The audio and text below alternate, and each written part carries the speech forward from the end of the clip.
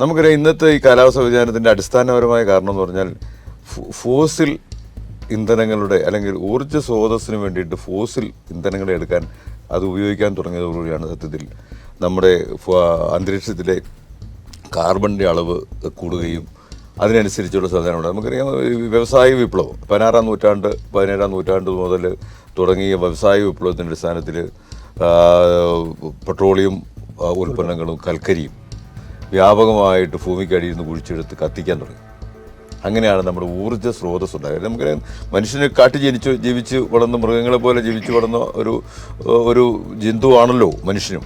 അവൻ്റെ പരിഷ്കൃതമായ നാഗരികതയിലേക്കുള്ള പരിണാമത്തിൻ്റെ ഫലമായിട്ട് അവന് കൂടുതൽ ജീവിത സൗകര്യങ്ങൾ ഉണ്ടാക്കാനും അവൻ്റെ ജീവിതം മെച്ചപ്പെടുത്തുന്നതിന് വേണ്ടിയിട്ടുമൊക്കെയുള്ള പ്രവർത്തനത്തിൻ്റെ ഫലമായിട്ട് ഈ പറഞ്ഞ വ്യവസായ വിപ്ലവവും മറ്റു കാര്യങ്ങളും കാർഷിക വിപ്ലവം ഉണ്ടായി.